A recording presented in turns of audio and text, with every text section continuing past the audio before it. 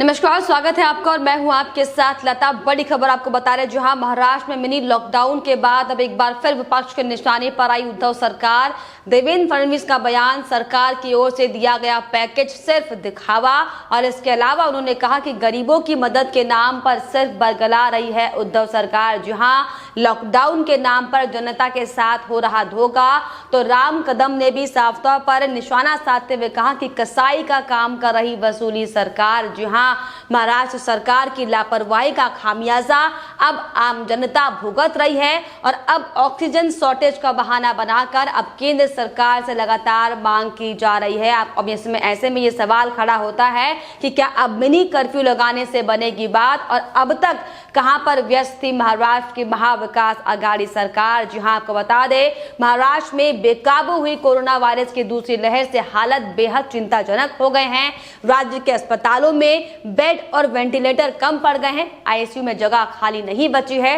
तो वहीं अस्पतालों में भी ऑक्सीजन की भारी किल्लत हो गई है, जिसको देखते हुए महाराष्ट्र में ब्रेक द चेन की मुहिम शुरू करते हुए 15 दिन के लिए महाराष्ट्र को लॉक किया गया है। जिसको लेकर आपको बताते चले कि अब देर से जागी सरकार पर लगातार सियासी घमासान छिड़ चुका है। एक और जहां प्रदेश की जनता लगातार सीएम ठाकरे पर लापरवाही करने और उनकी जान के साथ खिलवाड़ करने का आरोप लगा रही है, तो वहीं दूसरी ओर एक बार फिर से अपोजिशन पार्टियों ने भी उद्धव सरकार पर हमला बोलना शुरू कर दिया है। जी हां, आपको बता दें, महाराष्ट्र में कोरोना की रफ्तार दिन प्रतिदिन लगातार बढ़ती जा रही थी, लेकिन महाविकास आघाड़ी सरकार अपने उगाही के काम को लेकर सामने आए मसलों पर लगातार उलझी हुई थी, जिसका नतीजा ये रहा कि अब महाराष्ट्र में कोरोना विस्फोट ने इस कदर विकराल रूप ले लिया कि मिनी लॉकडाउन लगाने की नौबत आन पड़ी, और महाराष्ट्र में पूरे प्रदेश में धारा 144 लागू कर दी गई है। और इसी के तहत आपको बता दें,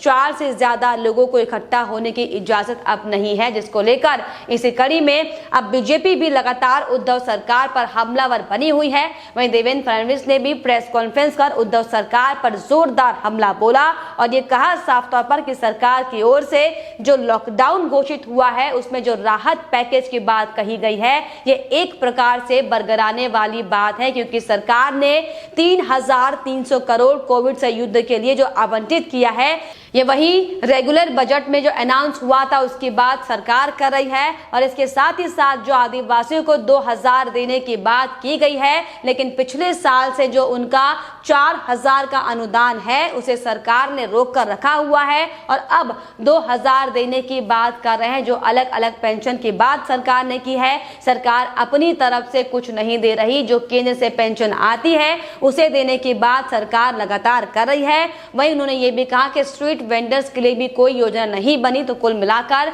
लॉकडाउन के नाम पर यह धोखा है। अलग अलग लोगों की मदद सरकार को करनी चाहिए थी, लेकिन सरकार इसमें पूरी तरीके से फेल हो गई। मैं आपको बता दें कि इससे पहले देवेंद्र फडणवीस ने साफ तौर पर हमला करते हुए उद्धव सरकार पर यह भी कहा था कि राज्य सरकार को बिजली बिलों, संपत्ति कर और जीएसटी में भी छूट देनी चाहिए। वहीं पूर्व मुख्यमंत्री फडणवीस ने साफ तौर पर ट्वीट करते हुए लिखा था कि ऐसा लगता है कि राज्य सरकार ने बिजली के बिलों, संपत्ति कर या फिर जीएसटी में कोई छूट नहीं दी है। इसी तरह सैलून संचालकों, छोटे कारोबारियों, फूल विक्रेताओं आदि के लिए कोई वित्तीय सहायता की घोषणा नहीं की गई है। उन्होंने साफ तौर पर हमला करते हुए ये भी कहा कि राज्य सरकार को कोविड-19 को फैलने से रोकने के लिए 3,300 करोड़ रुपए के आरक्षित कोष का तत्काल उपयोग करना चाहिए था, और इसका इस्तेमाल और अधिक बिस्तरों के बंदोबस्त तथा चिकित्सा उपकरणों के खरीद में होना चाहिए था। इससे पहले उन्होंने यह बयान देते हुए साफ तौर पर उद्धव सरकार पर जोरदार हमला करते हुए साफ तौर पर उन्हें घेरने की कोशिश करी थी।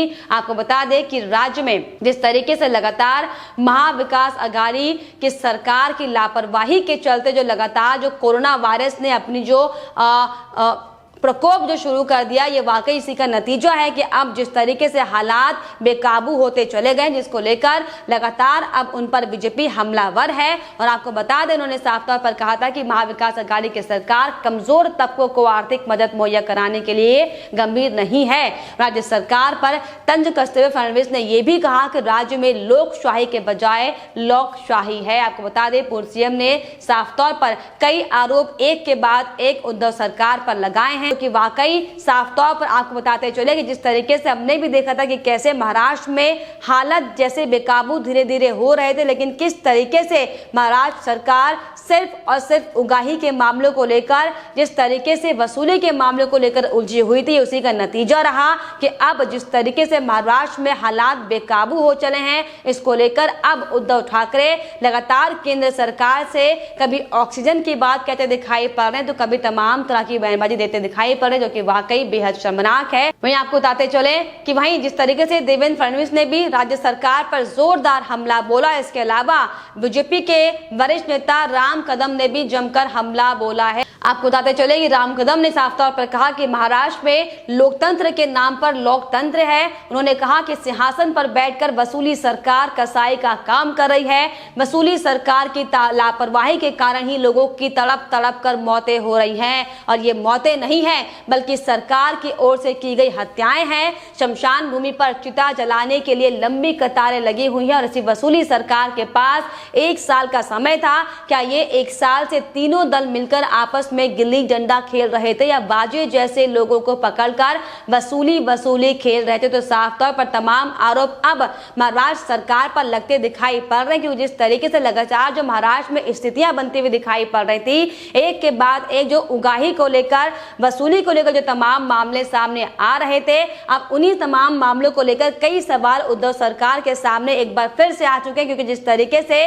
महाराष्ट्र की जो हालत अब हो चली है, अस्पतालों में बेड नहीं मिल रहे हैं और लाशों को जलाने के लिए शमशान घाट में जगह नहीं बची, तो आखिर इसके लिए जिम्मेदार कौन होगा? ये सवाल अब लगातार उद्धव सरकार से लोग पूछ रहे हैं। लेकिन आपको बताते चले कि जिस तरीके से अब सोशल मीडिया पर भी उद्धव ठाकरे की जो किरकिरी हो रही है, तो लगातार लोग इस पर हमला करते हुए दिखाई पड़े। लेकिन आपको बताते चले कि महाराष्ट्र के उद्धव सरकार ने राज्य में कोरोना की बेकाबू होती रफ्तार पर काबू पाने के लिए पीएम नरेंद्र मोदी से हालांकि मदद की गुहार लगाई थी। उन्होंने पीएम मोदी से अपील की है कि राज्य में विमान से ऑक्सीजन भेजी जाए, टीकाकरण की रफ्तार बढ़ाई जाए। उद्धव ने प्रधानमंत्री नरेंद्र मोदी से यह आग्रह किया है कि राज्यों के हालात को देखते हुए केंद्र पश्चिम बंगाल या पूर्वोत्तर राज्यों से वायुसेना के विमानों का इस्तेमाल कर कोरोना मरीजों के लिए ऑक्सीजन की आपूर्ति कराए। हालांकि आपको बताते चले उन्होंने ये भी कहा कि सड़क परिवहन के जरिए ऑक्सीजन यहां पर पहुंचने में वक्त लगेगा और इतने में हालात और ज्यादा बिगड़ सकते हैं। तो अब केंद्र से मांग की गई है। हालांकि उद्धव ठाकरे लगातार महाराष्ट्र में जो विकराल रूप अब कोरोना ने धारण किया है, इसको लेकर लगातार लॉकडाउन के दौरान जरूरतमंद लोगों को आर्थिक मदद देने की बात वो कर रहे हैं। उन्होंने साफ तौर पर कहा कि इससे करीब 5400 करोड़ रुपए का बोझ पड़ेगा। अन्न सुरक्षा योजना के तहत राज्य के करीब 7 करोड़ लोगों को अगले 1 महीने तक 3-3 किलो गेहूं और 2-2 किलो चावल मुफ्त दिया जाएगा। सरकार अगले 1 महीने तक गरीबों को पका हुआ खाना भी मुहैया कराएगी। इसके अलावा महाराष्ट्र इमारत कामगार कल्याण मंडल योजना के तहत 12 लाख मजदूरों, 5 लाख रजिस्टर्ड फेरी वालों और 12 लाख ऑटो वालों को हर महीने 1500 रुपए दिए जाएंगे। वहीं आदिवासियों को लेकर भी उन्होंने कहा कि 2000 रुपए सरकार देगी, जिसको लेकर आपको हमने बताया कि किस तरीके से देवेंद्र फडणवीस ने भी साफ तौर पर हमला करते हुए साफ तौर पर यह कहा कि ये जो जुमला एक बार फिर से उद्धव सरकार दे रही है, ये सिर्फ और सिर्फ बरगलाने वाली बात है, क्योंकि जिस तरीके से जो पेंशन जो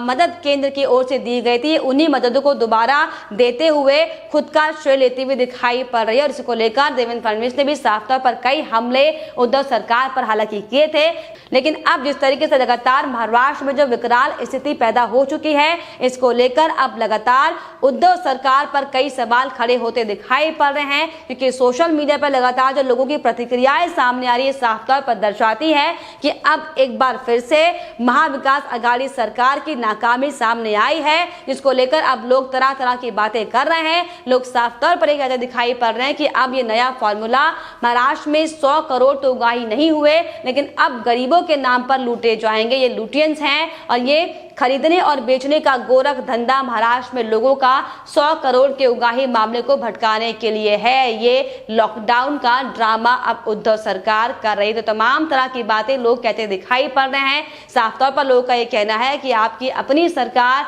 आपकी बात नहीं मानती और आप ये चाहते हैं कि भारत के लोग आपकी बातें सुने। पहले अपने घर की सफाई ठीक से कर लो। जिस तरीके से लगातार कांग्रेस और शिवसेना अलग अलग धड़ों में बटी दिखाई पड़ती है, इस पर भी लोग लगातार तंज कस रहे हैं और लोग जिस तरह के साफ तौर पर ये कहते दिखाई पड़ रहे हैं कि मुख्यमंत्री ने घोषणा की है कि कर्फ्यू के दौरान 5 लाख फेरी वाले, 12 लाख ऑटो वाले और कंस्ट्रक्शन वर्कर्स के बैंक खातों में 1,000-1,500 रुपए नकद डाले जाएंगे। असंगठित क्षेत्र के इन कामगारों की सूची कहां है, इनके आधार इनबिल्ट बैंक खाते कहां है, यानी गरीबों के पैकेज का कोई पैसा और कोई और खाएगा और सिर्फ गरीबों के नाम पर एक बार फिर से यहां पर महाराष्ट्र में राजनीति की जाएगी। तो साफ तौर पर अब जिस तरीके से लगातार महाराष्ट्र में जो मामले इस तरीके से गंभीर हालातों में बढ़ रहे हैं और इनको लेकर जिस तरीके से उद्धव ठाकरे ने तमाम राहत पैकेज देने की बात हालांकि जरूर की हो, लेकिन अब बार बार सवाल आखिर यही खड़ा हो रहा है कि अब तक क्यों महाराष्ट्र सरकार इन तमाम मुद्दों को लेकर नजरअंदाज इन्हें कर रही थी